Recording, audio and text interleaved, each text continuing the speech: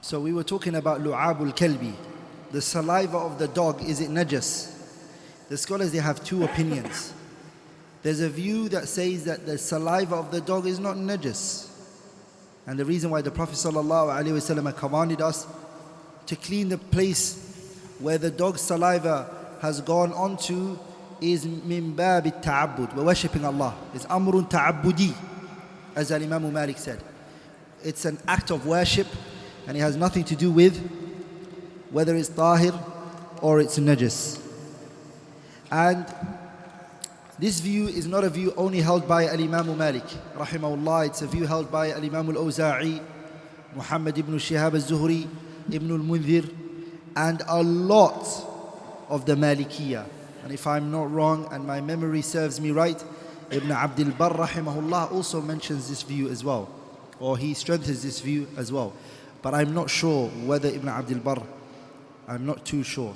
Like I'm sure Ibn Shihab al-Zuhri held that opinion, and Imam al-Awza'i, Imam Malik, and Imam Ibn al-Mundhir, that the saliva of the dog is not najas. The reason why we're cleansing ourselves from the saliva of the dog is because it's an act of worship. Just the same way that we don't eat pork because it's haram and it's a amrun ta'abbudi. It's not because it has germs or this or that. None of that. It's just amrun ta'abbudi. And this seems very, very strong. Not to mention that if the Quran has permitted for us and the Sunnah, the dog going and hunting for us, and then the dog placing his saliva on the animal that he grabbed for us, the Sharia didn't consider that meat to be what? Impure. Are we all together? It didn't. So it's an issue of a ta'abbudi. That's more stronger. وَرَوْثٌ. Rawth means what? A rawth means the dung of the animal, the animal feces. The animal feces, we divide it into two. The first one is مِمَّا يُؤْكَلُ لَحْمُهُ, the animal in which we eat it. There's animals which we slaughter and we eat, like the camel and the goat, okay, and the cow, of course. All of those, we slaughter them, we eat them, okay. مِمَّا يُؤْكَلُ لَحْمُهُ. The animals that we slaughter and we eat, their urine and their feces, both of them, we believe that they are not impure. They are not impure, rather they're tahir. I repeat, the animals which we slaughter and we eat, their urine and their feces, both of it, it's not najis, it's tahir.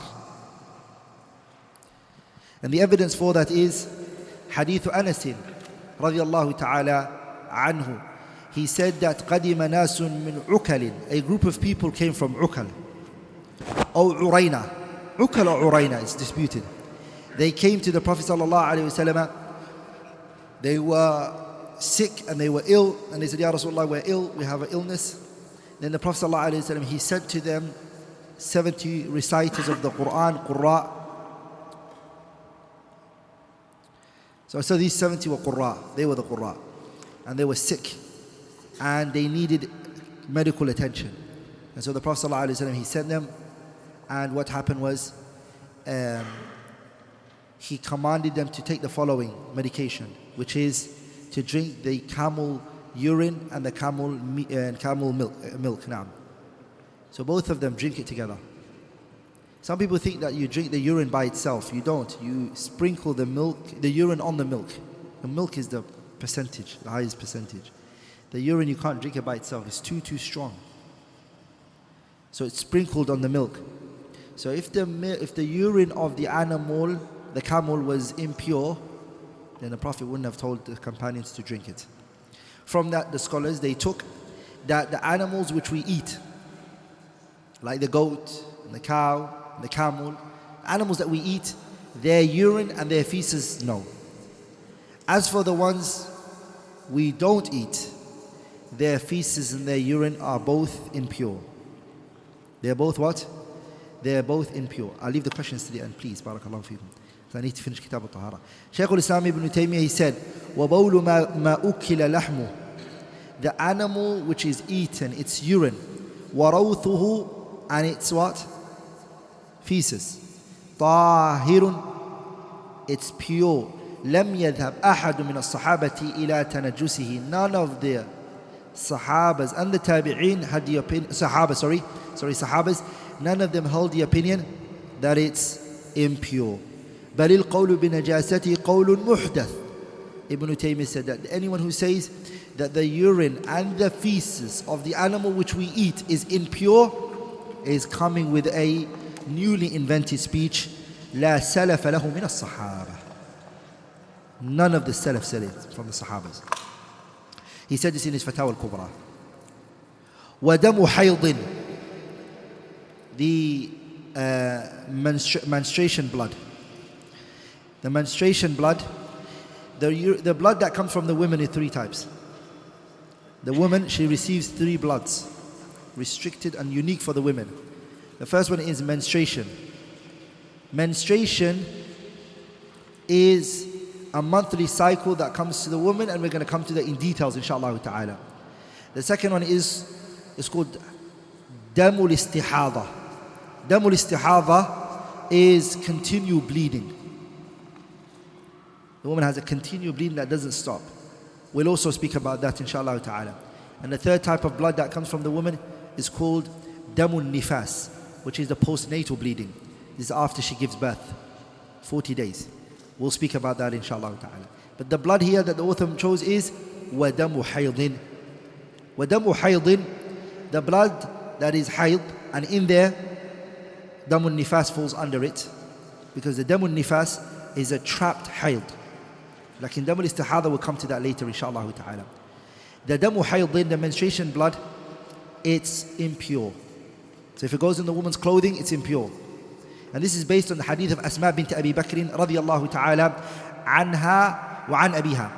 قالت, she said, جاءت امرأة إلى رسول الله صلى الله عليه وسلم فقالت, a woman came to the Prophet and she said, إحدانا يصيب ثوبها. One of us, on her clothing, she would get damul hayd.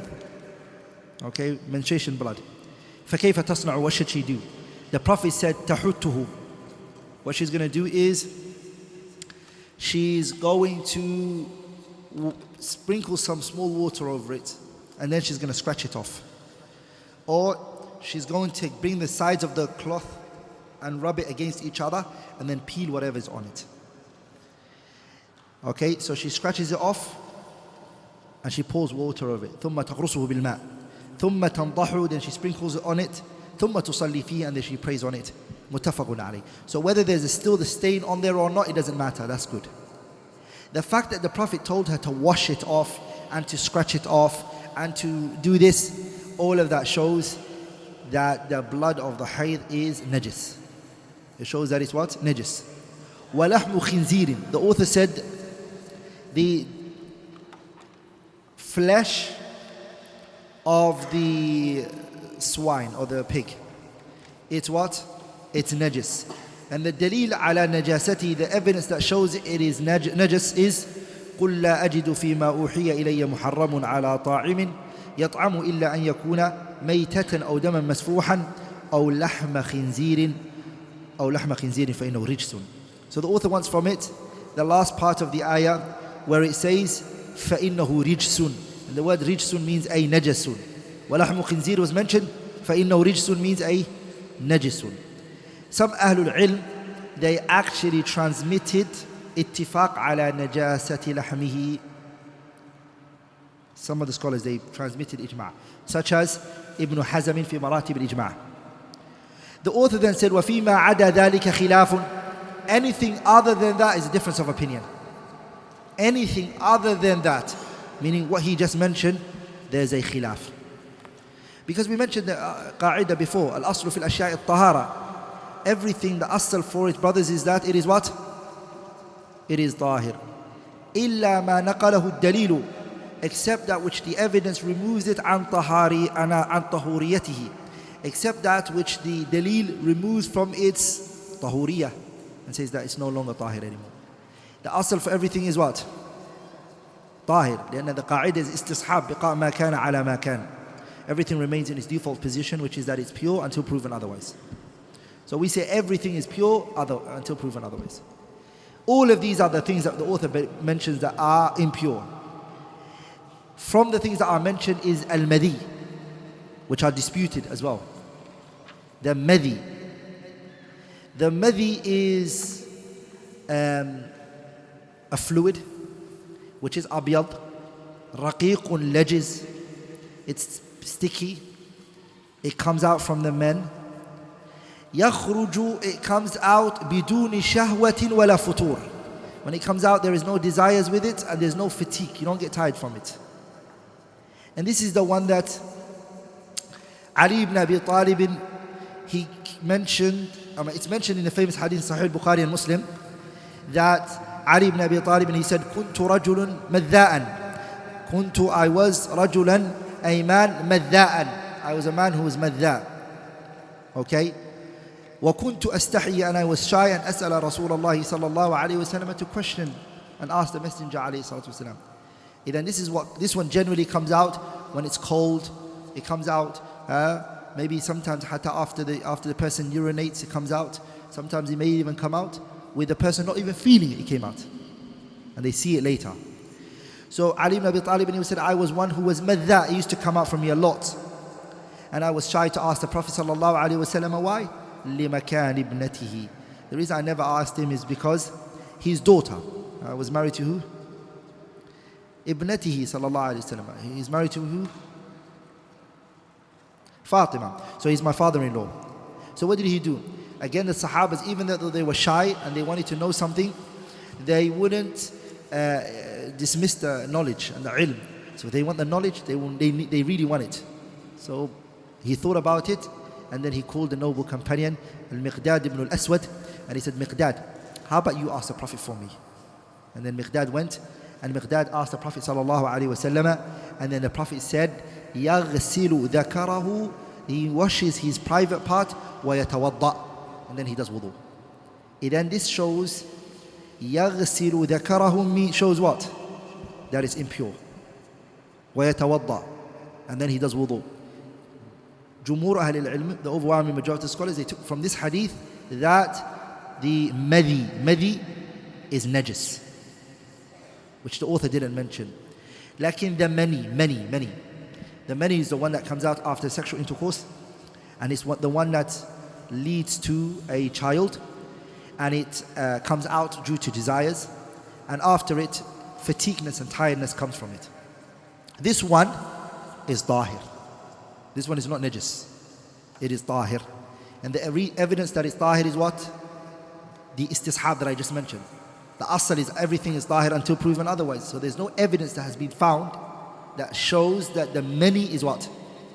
That the many is najis. So anyone who says that it is najis, فَعَلَيْهِ بِالدَّلِيلِ. The evidence is in what? Is on his neck. As a side benefit, if you can write this benefit down, it's very important, which is, Ibn al-Qayyim mentions it in his kitab I'lam al-Muwaqqi'in, and Ibn Taymiyyah mentions it in his Bayan al-Dalil fi Butlan al-Tahlil, which is, لَيْسَ كُلُّ مُحَرَّمٍ, not everything which is muharram, not everything, لَيْسَ كُلُّ مُحَرَّمٍ, not everything which is haram, najisan, is not najis, is not impure. بَيْنَمَا rather كُلُّ نَجِسٍ مُحَرَّمٌ, but rather every impure is haram for you to utilize. Everything which is impure, you cannot utilize. It's haram for you to take it in. نعم. فصل في تطهير النجاسات. ويطهر ما تنجس بغسله حتى لا يبقى عين ولا لون ولا ريح ولا طعم. والنعل بالمسح والاستحالة مطهرة لعدم وجود الوصف المحكوم عليها وما لا يمكن غسله، فبالصب عليه أو النزح منه حتى لا يبقى للنجاسة أثر. والماء هو الأصل في التطهير فلا يقوم غيره مقامه إلا بإذن من الشارع. The author rahimahullah here, he goes into fasl. I said to you before, the word kitab comes from the root word of kataba yaktubu kitaban. And we said that the word kitab is al-dammu wal-jam'u. And that's why we say katibatu al-jaysh. يعني مجموعة من أفراد الجيش. So the word kitab, that's what it means. Under a kitab, there's a bab. And the bab is a what? Chapter. And under the chapter, there's a fasl. Under it is a what? Al-fasl. What does the fasl mean? It means al-hajzu bayna shay'ayni. Fasl is, in English it might be a unit. It is whatever distinguishes between two things. ولذلك that's why they say فصل الربيع, فصل الشتاء, فصل الصيف, وهلم جرا. So that's what the word fasl means in the Arabic language. But then what does fasl mean according to the ulama? Is اسم لجملة مختصة من الباب. It's many fusul that come together make a bab, and many babs that come together make a kitab. So this is how it goes. Many masail that come together make a fasl, and many fusul that come together makes a bab, and many babs that come together make a kitab. وهكذا. The author rahimahullah here, he goes into how does one clean a najasa? How do you purify a najasa? I already told you this, brothers. The najasa, it's a ayn, it's something you can see. Sahih? It's something you can see. The thing that you can see, it's purified in one of three ways. The first way is ghaslin, you wash it. And the second one is mashin, you wipe it. And the third one is nadhin, you sprinkle it. وهكذا. Those three, and I gave their examples. Now the author is just going to expand on that, inshallah ta'ala. That these are the three ways that the najasat are cleaned. Okay? And it's cleansed. And it's removed. Brothers, you will be sometimes asked, what's the difference between raf'ul hadathi wa izalatul najasa? What's the difference between raf'ul hadath and izalatul najasa? There are many furuq. Imam al-Qarafi rahimahullah in his kitab al-Furuq, he mentions it. And Ibn Taymiyyah mentions it rahimahullah ta'ala in the 12th volume in his Majmu' al-Fatawa. Ala kulli hal, the main biggest difference is raf'ul hadath, it requires an intention. Lakin izalatul najasa doesn't necessarily require a intention. So a person can clean a urine from somewhere without having the intention. Whereas if you're going to do ghusl or wudu, you need intention, because that's hadath. Lakin the najasa, amma the khabath, to remove it, you don't have to have an intention. For example, if someone sees a child urinating on the side of the masjid and then he comes and he pours a bucket of water over it with no intention, he just wants to remove this dirt. Or even a non-Muslim does it. A non-Muslim pours the water over there and he cleans it. Alhamdulillah. In that situation, brothers, is it cleaned, that place? Yes, it is. Or even you didn't clean it. You were walking and it rained so much, and then rain cleaned the urine from your clothing. Is it clean? It's clean. Intention is not needed for the najasa. Lakin the hadath, it needs intention. It needs what? Intention. Now I want to mention something when it comes to the najasa. There's something which it's najasa itself, like what we took, like damul hayl, like the bowl. Are we all together? They are najas. And some things, the najasa goes onto something which is tahir, and now we want to move the najasa from this thing which it made it impure. Does it make sense? The clothing is tahir. The urine is najas. The urine goes on the clothing. We can never purify urine. We can never make urine clean, because urine will always be najas. We're all together, brothers. But what we want to purify when we say here is we want to cleanse the pure thing from the impure thing that went on it. Does that make sense? Yeah? That's what the author means here. That it goes on somewhere that we want to clean. Like we don't clean damul hayl, but we clean the clothing that it went onto. Does that make sense? And the kayfiyya in which you clean that clothing, you clean that, remember the najasa goes in three places. I mentioned it: your body, your clothing, or the place that you want to pray, or the place. Those are the three places. Those three places are tahir and then the najasa fell onto it. When we want to clean it, we want to get rid of the najasa. The Sharia is going to tell us how to do that. We do it exactly how the Sharia tells us to do it. We don't exceed it and go overboard with it, and we don't go lackadaisical with it. We do the exact amount and how it's wanted and needed from us. The author then mentions a very important qa'idah, which is, if you clean somewhere, okay, and you've done what was needed from you according to how the Sharia set it, is it clean? It is. For example, the place where you have to do the washing, if you washed it, that's it. The place where you were told to wipe it, if you wiped it, that's it.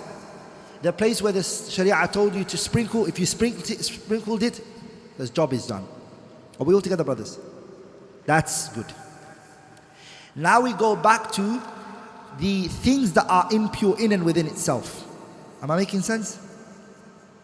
We've just spoken about if the impurity goes on somewhere, we clean it in those 3 steps. Either ghuslin, we wash it, or mashin, we wipe it, or nadhin, we sprinkle it. We said that, right? Are we all on the same page? Are you all sure? All on the same page? What page am I on? The second type is the thing itself which is najis. Can it ever become tahir? Yes, it can. This is where the author says, وَالِاسْتِحَالَةُ مُطَهِّرَةٌ لِعَدَمِ وُجُودِ الْوَصْفِ الْمَحْكُومِ عَلَيْهِ. If this thing that was najis does istihala, meaning it changes from what it used to be into something else, no problem. For instance, are we all together, brothers? The feces goes on the ground and then it mixes with the earth and then it becomes dust. It's tahir, no problem. Or a khinzir. Some places they turn it into salt, milh. It gets converted into what? Or gelatin that we have today. Gelatin, which is taken from, some places they take it from beef and some places they take it from what? Pork. This is called istihala. It came from here and it moved on to this form. Is it, the Shaykh is saying, وَالْإِسْتِحَالَةُ مُطَهِّرَةٌ. It's tahir, no problem. It's no longer what it used to be. It changed from one form and it became something else. لِعَدَمِ وُجُودِ الْوَصْفِ الْمَحْكُومِ عَلَيْهِ. The thing that was labeled on it is no longer present anymore. So the things which are a'yan, that are either muharram or that are najis, if istihala happens to them and they change from one form to another, they are no longer considered to be what? They are no longer either considered to be najis or even muharram. Are we all together, brothers? So if a khinzir is made from milh, salt, it's no problem. It's not considered haram. Min bab al-wara', you can stay away from it and not take it and leave it and abandon it.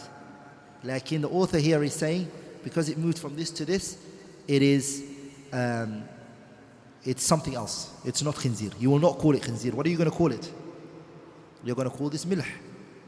You're not going to call this sweet pork. What are you going to call it? Sweet. Are we all together? These gummies that children eat. Yeah. Also, the author then says, وَمَا لَا يُمْكِنُ غَسْلُهُ. Something that can't be washed. There are some things that we can't wash, like the earth. So what do? فَبِالصَّبِّ عَلَيْهِ. We pour water of it.